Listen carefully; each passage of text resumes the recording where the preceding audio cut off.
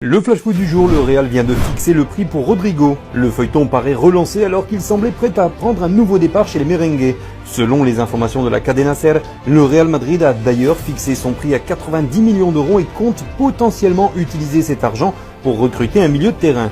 Bel et bien pisté par Arsenal, Rodrigo étudie ses options sur le marché avec l'espoir d'une offensive de Manchester City. À la Juve, accord avec Jonathan David, Tuttosport annonce que l'attaquant international canadien a trouvé un accord avec la vieille dame sur un salaire estimé à 6 millions d'euros plus bonus. Cependant, rien n'est encore signé et la prudence reste de rigueur. Les deux parties doivent encore s'entendre sur les commissions et la prime à la signature avant d'acter une collaboration. Affaire à suivre. Au Sporting Gyökeres, la grève se confirme. La tension monte. Il n'a pas l'intention de se présenter en juillet lors de la reprise du champion du Portugal et compte bien partir au clash pour s'en aller. En cause, l'attitude des dirigeants du Sporting qui demandent un prix plus élevé que le prix prévu au départ. De quoi refroidir pour l'instant Arsenal et la Juve. Un bras de fer qui commence. Et justement la Juve qui va sécuriser sa pépite Yildiz. Selon les informations du quotidien La Stampa, la vieille dame va verrouiller l'international turc. Entre les deux parties, un accord a d'ores et déjà été trouvé concernant une prolongation de contrat jusqu'en juin 2030. De son côté, Yildiz va obtenir une belle augmentation de salaire qui passera de 1,5 à 4 millions d'euros par an. Un choix totalement logique pour la Juve. Au Paris Saint-Germain, Hakimi prévient Messi avant le 8e de finale. Ça fera plaisir de retrouver Messi. Il y a eu beaucoup de beaux moments, mais sur le terrain, il n'y aura pas d'amis.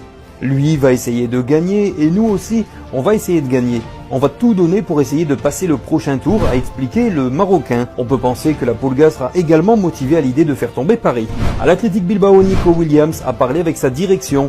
Selon les informations du journaliste del Chiringuito Edu Velasco, confirmées par Fabrizio Romano, l'international espagnol a informé le club basque de son souhait de prendre la direction du champion d'Espagne cet été. Avec son agent, le jeune talent s'est déjà entendu avec les Blaugrana concernant un futur contrat jusqu'en juin 2031. Comme pressenti, l'Athletic se retranche derrière la clause libératoire fixée à 58 millions d'euros et refuse d'arranger les Catalans en acceptant un paiement échelonné. À Monaco, ça y est, Ansu Fati arrive. Après de longues négociations, il va bien rejoindre les Monégasques sur ce mercato d'été. Pour débloquer la situation, Fati va prolonger son contrat en faveur des Blaugrana pour une année supplémentaire, soit jusqu'en juin 2028, afin de soulager le champion d'Espagne par rapport au fair play financier avant de prendre la direction du club de la Principauté dans le cadre d'un prêt, selon la radio Cadena SER.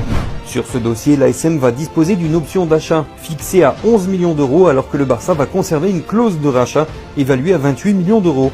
De son côté, Fati est désormais attendu le 28 juin pour passer sa visite médicale.